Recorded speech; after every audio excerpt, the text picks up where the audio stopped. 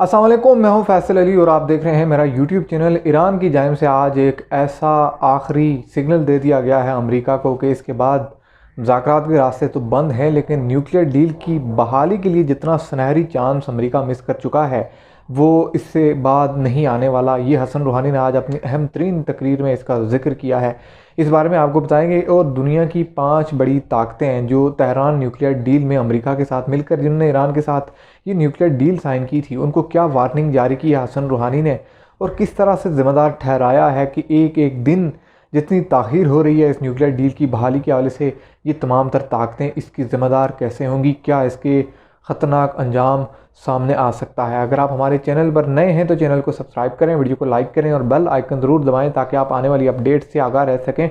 और अपने फीडबैक से ज़रूर आगाह करें। हसन रूहानी ईरानी सदर ने आज एक ऐसे body language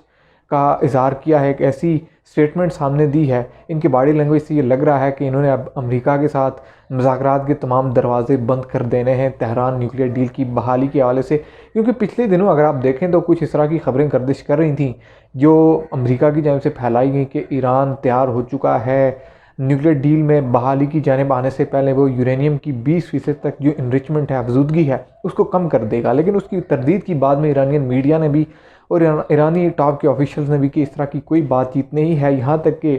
supreme leader Iran के जो हैं उन्होंने आकर ख़ुद इस मामले पर वजाहत पेश की कि किसी भी तरह से यूरेनियम की इनरिचमेंट का जो मामला इस वक्त 20% तक चल रहा है वो उससे कम होकर नीचे नहीं आ सकता जब तक कि अमरीकी हुकाम जो हैं वो ख़ुद इस न्यूक्लियर डील जो है इसकी जानिब पहल नहीं करते। अब हसन रूहानी ने जो आज अहम तरीन स्टेटमेंट दी है, इससे क्या अखज़ किया जा सकता है और इसका मतलब क्या है। एक तो उन्होंने ये कहा है कि जो बाइडन इंतज़ामिया जो है वो ट्रंप के रास्ते पर चल पड़ी है, ये हमें पहचान ही नहीं सके हैं। ईरानी कौम जो है वो अब बड़े सुनहरी उसूलों को सामने रखते हुए चलती है, बड़े क्लियर एंड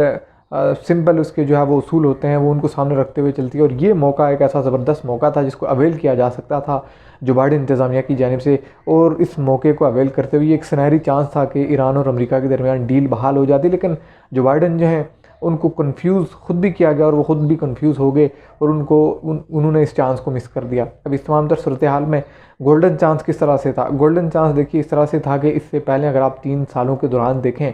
तो सूरत हाल इस तरह से बन नहीं रही थी। एक तो गुज़िश्ता बरस अगर आप देखें साल 2020 की जनवरी में ईरान के टॉप के जर्नैल जो हैं कासिम सुलेमानी, उनको अमेरिका की जानिब से इराक़ में निशाना बना दिया गया। बगदाद में उस वक्त कशीदगी बड़ी उरूज पर थी ईरान और अमेरिका के दरमियान और ये ख़तरात लाहक थे कि कोई बड़ी जंग होने जा रही है और बड़े बहरी बेड़े जो हैं वो ईरान के समंदर के साथ साहिली इलाकों तक जो है वो अमेरिका के पहुँचा दिए गए थे। तो इस तमाम सूरत हाल में ख़तरा ईरान की जानिब से था कि अब तो हालात साजगार नहीं रहे, अब न्यूक्लियर डील जैसा मामला तो बहाल नहीं हो सकता। उस तमाम सूरत हाल में ईरान ने अपने एटमी प्रोग्राम जो है उस पर तेज़ी से काम जारी रखा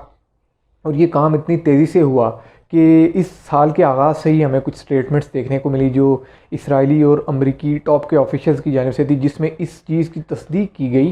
कि कुछ महीनों या कुछ हफ्तों की देर है कि ईरान न्यूक्लियर वेपन्स को बनाने की सलाहियत हासिल कर लेगा। यूरेनियम की इनरिचमेंट इस कदर तेज़ी से हो रही है। अब जिस सुनहरी मौके को गंवाने की बात कर रहे हैं हसन रूहानी, वो सुनहरी मौका ये है कि इस वक्त ईरान तैयार था जो बाइडन इंतज़ामिया के साथ मुज़ाकरात की मेज़ पर बैठने के लिए और तेहरान न्यूक्लियर डील को बहाल करने के लिए, लेकिन एक शर्त पर। वो शर्त यही थी कि अमेरिका पहले ईरान पर जो लगाई गई पाबंदियाँ हैं वो हटा दे जो साल 2018 में ट्रंप ने लगाई थी और इस डील से अमेरिका को बाहर निकाल दिया था। अब इस तमाम सूरत हाल में जो बाइडन ने अपनी इंतखाबी मुहिम के दौरान इस चीज़ को बड़े ज़ोर व शोर से वावेला किया, चर्चा किया, इसको अपने जो एक मैनिफेस्टो था, इलेक्शन का एक आइन था, उसका हिस्सा बनाया कि हम जो है वो इक़्तिदार में आने के बाद न्यूक्लियर डील को बहाल करेंगे और न्यूक्लियर डील की बहाली के बाद हम देखेंगे कि ईरान के साथ मामलात हमारे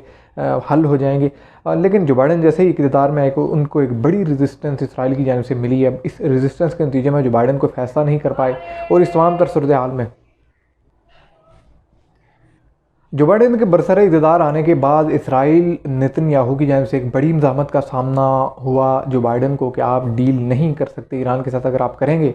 तो हम स्ट्राइक्स लॉन्च कर देंगे ईरान पर, इसके एटमी प्रोग्राम पर। इस तमाम तर सूरत हाल में जो बाइडन को बड़ी मज़ामत का सामना करना पड़ा, लेकिन सुनहरी चांस इसलिए भी था कि ईरान ऑफ़र दे रहा था कि आप सिर्फ पाबंदियाँ हटा दें और हम बात करें, हम डील की जाने वापस आ जाएंगे, और जो ख़तरा आपको है कि हम न्यूक्लियर वेपन्स बना लेंगे और आपके लिए ख़तरा है, तो वो ख़तरा आपके लिए टल जाएगा, और हम यूरेनियम की इन्रिचमेंट जो 20% पर इस वक्त हम कर रहे हैं, जो तय हुई थी कि हम 3% तक करेंगे, उसको भी कम कर देंगे। लेकिन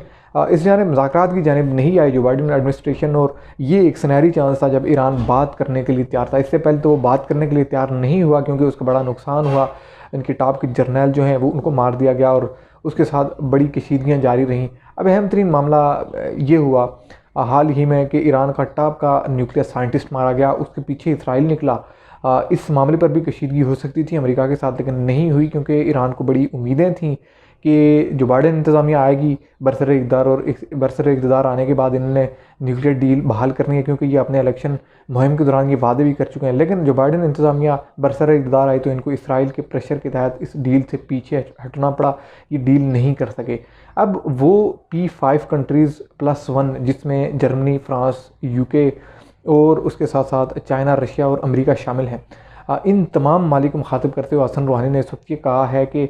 ये तमाम मालिक उस तेहरान न्यूक्लियर डील में शामिल थे जिस डील के तहत ईरान के साथ न्यूक्लियर की जो अफजूदगी है, इनरिचमेंट है, वो तमाम तर मामला तय किए गए थे। अब ये तमाम तर मामला तय करने में ये P5 दुनिया की 5 बड़ी ताकतें शामिल थीं।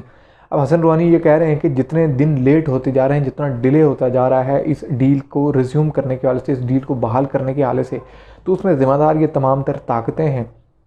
जो डील करवाने के वक्त तो अमेरिका के साथ थी, लेकिन जब डील अमेरिका ने तोड़ी और ईरान पर पाबंदियां लगाईं, उसके बाद इन्होंने कोई पॉजिटिव रोल प्ले नहीं किया। इस सूरत हाल में इन 5 बड़े ममालिक में, 5 आलमी ताकतों में आपको रशिया और चाइना 2 ऐसे मालिक मिलेंगे जिन्होंने बड़े क्लियरली और बड़े फ्रंट फुट पर आकर ईरान का साथ दिया और इसके हक़ में स्टेटमेंट्स भी दी। और गुज़श्ता ही हफ्ते में आप देखें कि ईरान के साथ एक बड़ा 25 सालों तक के लिए माहदा चाइना ने कर लिया इन्वेस्टमेंट लाने के हवाले से। अब रशिया की भी बैक फुट पर भी और फ्रंट फुट पर भी आकर ईरान के लिए हमायत शामिल है। लेकिन E3 कंट्रीज़ में जर्मनी, फ्रांस एंड UK, ये 3 कंट्रीज़ ऐसे हैं जो अमेरिका को भी इस मामले पर ब्लैकमेल कर रहे हैं, और इन्होंने ईरान को भी प्रेशराइज़ करने की पूरी कोशिश की कि आप इस डील की जानिब ना जाएं, अगर जाते हैं तो पाबंदियां ना हटाएं या ईरान से अपनी बातें मनवाएं। जो प्रेशर उस पर बिल्ड है इसको फ़ायदा उठाते हुए इसकी पाबंदियों का जो मुतालबा उसको ना माना जाए। अगर वो मानता है न्यूक्लियर डील की बहाली की जाने पहले आने के लिए, तो आप इस न्यूक्लियर डील को बहाल करें। अब ये तमाम तर सूरत हाल सामने है जहाँ इंतहाई नेगेटिव और बड़ा प्रेशर बिल्ड किया गया यूरोप के इन 3 मालिक की जानिब से, जो 5 आलमी ताकतों में भी P5 कंट्रीज़ में भी इनका शुमार होता है। अब इसमें हसन रूहानी ने इनको मुखातिब करते हुए कहा कि आप ज़िम्मेदार होंगे जितना भी डिले हो रहा है और उसके जो नताइज सामने आएगा। नताइज सामने क्या आने हैं? अल्टीमेटली नताइज यही सामने आने हैं। ईरान ने जिस तरह से अमरीकी secretary of state Antony Blinken जो हैं, इन्होंने भी एक स्टेटमेंट दी, और इसराइल के डिफेंस मिनिस्टर ने भी गुज़श्ता माह के दौरान ये स्टेटमेंट दी जनवरी के महीने में भी, कि देखें ईरान इस हद तक तेज़ी से यूरेनियम की इनरिचमेंट कर रहा है कि वो अपने यूरेनियम की जो इनरिचमेंट करने के साथ इस फ्लुएंसी के साथ कर रहा है कि वो अब न्यूक्लियर वेपन्स बनाने की सलाहियत कुछ हफ्तों में या कुछ महीनों में हासिल कर लेगा। तो अल्टीमेटली हसन रूहानी यही कह रहे हैं कि जितना डिले होता जा रहा है, हम तो काम तेज़ी से कर रहे हैं न्यूक्लियर इनरिचमेंट के हवाले से, न्यूक्लियर प्रोग्राम को जारी रखने के हवाले से, तो हम अल्टीमेटली न्यूक्लियर जब हम कैपेबल हो जाएंगे न्यूक्लियर वेपन्स बनाने के हवाले से, हम अनाउंस कर देंगे कि अब हम कैपेबल हो गए हैं, उस वक्त कोई रास्ता बाकी नहीं बचेगा इन बड़ी ताकतों के पास कि ये ईरान को उससे रोक सकें कि ये न्यूक्लियर वेपन्स ना बनाए। तो इस हवाले से ये स्टेटमेंट है कि आपने गोल्डन चांस मिस कर लिया है। अब इस पर रिएक्शन अल्टीमेटली जो है वो वाशिंगटन की जानिब से ही सामने आना है, वो क्या होगा इस पर से आपको ज़रूर आगाह रखेंगे। अभी तक के लिए इतना ही। चैनल को ज़रूर सब्सक्राइब करें, वीडियो को लाइक करें और अपने फीडबैक से ज़रूर आगाह करें। अल्लाह हाफ़िज़।